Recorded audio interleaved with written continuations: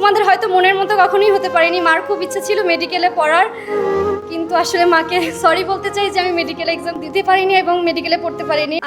আমি প্রথমে সায়েন্সের স্টুডেন্ট ছিলাম, তো আমি ভাবছিলাম যে আমি ক বিভাগে এক্সাম দিব, কিন্তু তারপর আমার এক্সাম ভালো না হওয়ার কারণে আমি সিদ্ধান্ত নিই যে আমি মানবিক বিভাগে এক্সাম দিব। তো আমি অনেক ঘাটাঘাটির পর ইউটিউবে এক আপুর ক্লাস খুঁজে পাই, সেখানে এডুকেশনের কথা আমি শুনতে পারি। তারপর আমি ভর্তি হয়ে যাই এডুকেশনে। ভর্তি হওয়ার পর একদিন আমি আমার কলেজে কিছু দরকারি কাগজপত্র আনতে গিয়েছিলাম।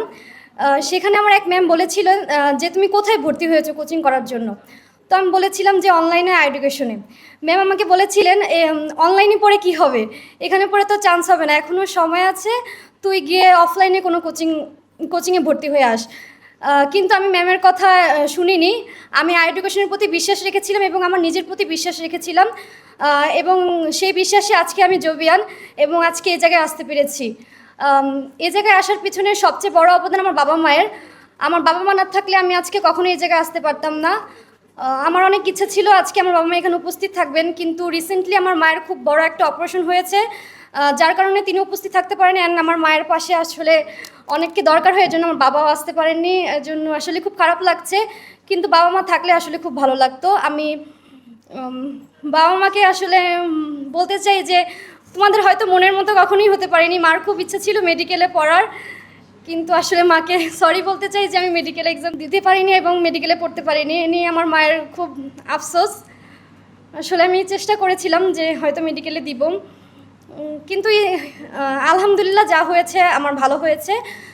আমি এডুকেশনের শিক্ষকদের নিয়ে কিছু বলতে চাই। আমার মহসিন ভাইয়ের ইংরেজি ক্লাস নিয়ে আমি বলতে চাই, ভাইয়ার কারণে আমি যত পরিমাণ ইংরেজি শিখেছি, আমি এই পরিমাণ ইংলিশ আসলে আমি আমার স্কুল কলেজ লাইফে শিখতে পারিনি। স্বর্ণ ভাইয়াকে নিয়ে আসলে আমার একটু বিশেষ করে বলতে ইচ্ছে করছে। ভাইয়াকে নিয়ে আমার আসলে আমি যদি পারতাম আমি আসলে একটা রচনা লিখে দিতাম। ভাইয়া অনলাইনে অনেক বাংলা শিক্ষক আছে যারা অনেক ভালো পড়ায় হয়তো, কিন্তু তাদের থেকে ভাইয়া অনেক বেশি ভালো পড়ান। কিন্তু বাংলার জন্য ভাইয়াকে আসলে অত একটা দেখা যায় না ফেসবুকে। কিন্তু ভাইয়া বাংলা ক্লাস করে যাওয়ার পরে আমি দেখেছি যে যখনই আমি এক্সাম দিতে যাই তখন দেখি বাংলা সব কমন। অ্যান্ড ভাইয়ার নামটা এরকম হয়ে গেছে স্বর্ণ ভাইয়া থেকে কমন ভাইয়া। সো আমি ভাইয়াকে আসলে ধন্যবাদ জানাতে চাই বাংলা আমাকে এত সহজ করে দেওয়ার জন্য।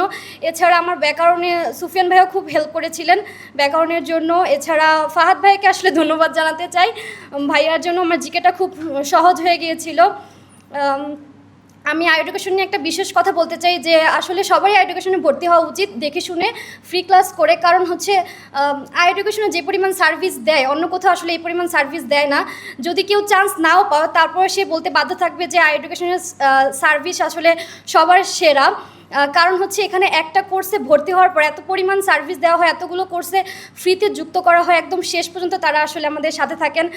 সো এই কারণে আসলে হয়তো আমি চান্স পেয়েছি, কারণ এতবার রিভিশন দেওয়ার পরে আসলে নিজে থেকে পড়ার খুব প্রয়োজন হয় না। তো আসলে আমি আমার এডুকেশনের সব শিক্ষকদের আসলে এজন্য ধন্যবাদ দিতে চাই। আসলে যে তারা না থাকলে আসলে কখনোই আসলে আমি চান্স পেতাম না। ধন্যবাদ, আমি আর কিছু বলতে চাচ্ছি না।